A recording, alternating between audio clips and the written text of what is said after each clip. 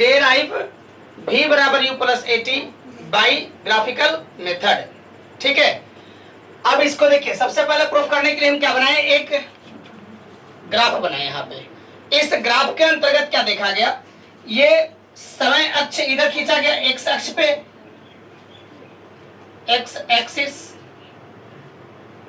और इधर जो है वेग के लिए जो है क्या खींचा गया, वाई एक्सिस, यानी एक्स अक्ष और दूसरा वाई अक्ष। क्लियर है। अब इसके बाद यहां से लेकर के यहां तक जो ये पॉइंट गया, जिसका नाम रखा गया क्या, ओ ई। क्या नाम रखा गया, ओ ई। ये एक्स एक्सिस है और यही एक्स एक्सिस पे यहां से यहां तक जो समय को बताया गया, अर्थात कह सकते हैं ओ से लेकर के ई तक का जो है ये समय कितना लगा, तो इसको हम लोग टी से सूचित कर रहे हैं। अब यहां से ये मूल बिंदु से ऊपर की ओर यहां से कोई एक वस्तु है जो गतिशील अवस्था में है और इसी गतिशील अवस्था में वस्तु का प्रारंभिक वेग u हो जाता है, वस्तु का प्रारंभिक वेग u हो जाता है, अर्थात o से लेकर के a तक हमारा क्या हुआ, यहां तक गया, तो ये वस्तु का प्रारंभिक वेग हुआ जिसे हम u से सूचित करते हैं। अब इसके बाद t समय के बाद, जब समय को देखा गया, जब कुछ देर के बाद, तो जब देखा जाता है तो इसी वस्तु का अंतिम वेग क्या हो जाता है, o से लेकर के d तक, जिसे हम लोग किससे सूचित करेंगे, v से इंडिकेट करेंगे, अर्थात अंतिम वेग को हम लोग v से सूचित करते हैं। अब हम आते हैं, इससे संबंधित कुछ लैंग्वेज होती है, कोई वस्तु जिसका प्रारंभिक वेग क्या है, u। मैं आपको इसके पहले जस्ट ही बताया कि कोई भी वस्तु इसका प्रारंभिक वेग क्या है, u है, तथा एक समान त्वरण से गतिशील है। जब एक समान त्वरण से गतिशील है, अर्थात समय के साथ वेग में परिवर्तन उस वस्तु का त्वरण कहलाता है। क्लियर है। तो अब यहां से देख सकते हैं समय के साथ वेग में परिवर्तन, तो यहाँ पे त्वरण एक समान से जो है गतिशील है। अब t सेकेंड के बाद इसी वस्तु का जो है अंतिम वेग जब देखा जाता है तो क्या हो जाता है, v। जो इसमें कुछ कुछ जो बातें बन रही थी इसी को यहाँ पे लिखना है। अब यहाँ देखा गया, इधर है वेग, इधर है समय, तो ये वेग समय ग्राफ से हमें क्या मिलता है, तो वेग समय ग्राफ से जो है हमें त्वरण मिलता है। आप लोग जब पढ़े होंगे दूरी समय ग्राफ, तो दूरी समय ग्राफ से क्या मिलता था, एक स्लोप आया था जिसका नाम था ढाल, वही ढाल जो है चाल कहलाया था। तो दूरी समय ग्राफ में क्या आता है, चाल, लेकिन वही वेग समय ग्राफ में क्या आता है, त्वरण। क्लियर है। तो हम लिखते हैं यहाँ पे, चूंकि वेग समय ग्राफ के लिए ढाल, तो इसका ढाल क्या कहलाएगा, ए कहलाएगा, यानी त्वरण। वेग समय ग्राफ से हमें क्या मिलता है, त्वरण मिलता है। ठीक है, तो त्वरण ए बराबर, अब यहाँ पर हम जब देखेंगे तो भाई इसका त्वरण किस प्रकार से होगी, तो यहाँ और यहाँ, यानी इसका और इसके अनुपात को, वेग और समय के अनुपात को, तो वेग के लिए हम क्या लिखेंगे, यहाँ BC लिखेंगे, और ये समय के लिए क्या लिखा जाएगा, तो AC लिखेंगे। क्लियर हो गया यहाँ तक। अब यही ढाल जो है BC बटा AC, यानी एक तरफ वेग है दूसरे तरफ क्या है, समय है। अब इसको लिख सकते हैं हिंट्स में, वेग बटा समय, एक वेग परिवर्तन बटा समय अंतराल क्या कहलाता है, त्वरण कहलाता है। अब यहाँ से A को आप A लेकर के चलेंगे।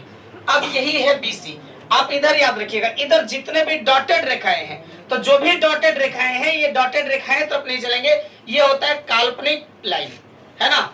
जब ये काल्पनिक लाइन रहेगा तो इससे हम लोग इधर हट करके चलेंगे, जिसका नाम रहेगा क्या, वास्तविक लाइन, है ना, इन वास्तविक रेखा पर चलेंगे। इधर डॉटेड डॉटेड जितने भी लाइनें थी, इस डॉटेड डॉटेड लाइन तरफ हम लोग नहीं जाएंगे। जाएंगे कहाँ, कहाँ पे जाएंगे, वास्तविक लाइन, यानी मुख्य लाइन हमारा कौन सा था, एक एक्स एक्सिस था, दूसरा का वाई एक्सिस था। हम लोग एक इधर चलने का प्रयास करेंगे और एक इधर चलने का प्रयास करेंगे। क्लियर है यहाँ तक।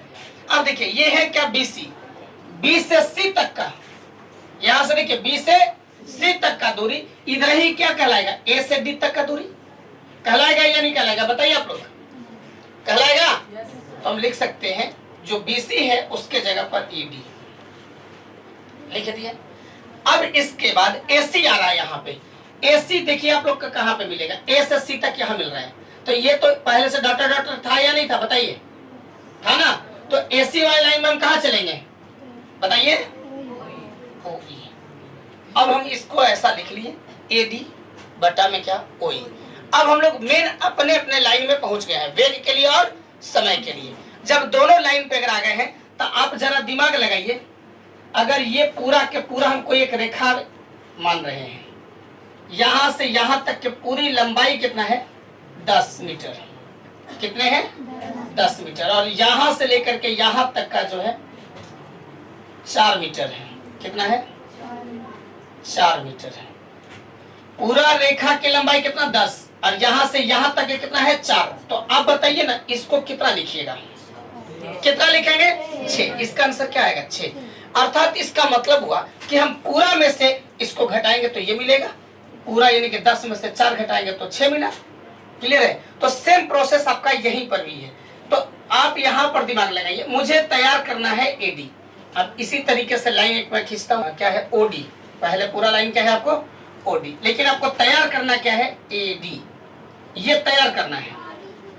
जब ये तैयार करना है तो हम इसको क्या लिखेंगे, तब पूरा में से इसको घटा देंगे, ये ना हो रहा है। देखिए अगर ये पूरा रेखा की लंबाई 10 हो, इसका 4 हो, तो ये कितना बचेगा 6। कैसे होगा, तो पूरा 10, तो 10 का नाम पूरा क्या रहेगा ओडी, माइनस क्या कर लेना होगा ओए, तो बराबर क्या बचा एडी। तो इसी एडी के स्थान पर मैं लिख सकता हूं ओडी माइनस ओए। बताइए यहां पर भी देखिए पूरा में से इसको घटा दे रहे हैं, पूरा में से इसको घटा दे रहे हैं, कोई दिक्कत नहीं है। अब ओई जो नीचे वाला है ओई को आप ओई छोड़ दीजिए, इधर ए के लिए ए छोड़िए, ठीक है? कोई डाउट यहां तक है तो बताइए आप लोग। अब चलते हैं, यहां के बाद थोड़ा सा हम आपको हिंट्स भी देंगे। इसमें कहेगा ए बराबर ओ डी, तो ओ से लेकर के डी तक का क्या है अंतिम वेग है। देखिए यहाँ पूरा लाइन ओ से लेकर डी तक का क्या है अंतिम वेग। अंतिम वेग को किससे सूचित करते हैं हम, ई से, माइनस ओ ए, ओ से ए तक के क्या है यू, मैं यू लिख दूंगा, और उसके बाद ओ ई क्या है, ओ से ई तक का क्या है टी है, तो टी यहाँ लिख देना है। कोई डाउट? अब चलिए, जब आप इतना अगर जान गए तो बट्टा में एक रखते हुए इसका तिर्यक गुणन कर लीजिए। क्या कर लेना है तिर्यक गुणन, यानी कि तिरछा तिरछे आपको गुना करना है। जब तिरछा तिरछी गुना करेंगे तो भी माइनस यू में 1 से गुना कर लेंगे तो भी माइनस यू मिल जाएगा, और ए में टी से अगर गुना कर लेंगे तो क्या हो जाएगा ए टी। क्लियर है? अब यहाँ से भी का वैल्यू निकालेंगे, माइनस में उधर जाएगा तो प्लस में यू प्लस ए टी। अब देखिए तो क्या यही सत्यापित करना था या नहीं, सत्यापित करना था ना। चलिए ये होगा आपको क्या चीज सीधी। अब आते हैं थोड़ा सा कुछ बातें जो है इधर के लिए आपको हम हिंट्स कर देते हैं।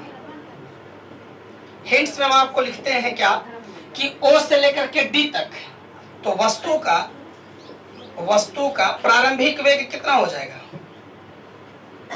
वस्तु का प्रारंभिक वेग u बराबर, इसका नाम क्या रखेंगे ओ ए, क्या नाम रखेंगे ओ ए। अब बताइएगा अंतिम वेग भी बराबर क्या रखेंगे, पूरा ओ डी रखेंगे ना। अगर यहां से अगर समय पूछ देता है टाइम, तो क्या रखेंगे ओ से लेकर के ई तक। अब इसके बाद वेग समय ग्राफ से क्या पता चलता है, वेग समय ग्राफ की ढाल से त्वरण प्राप्त होता है। ये सब हिंट्स है, आप बाद में इसको समझ सकते हैं कभी भी। क्लियर है तो बताइए।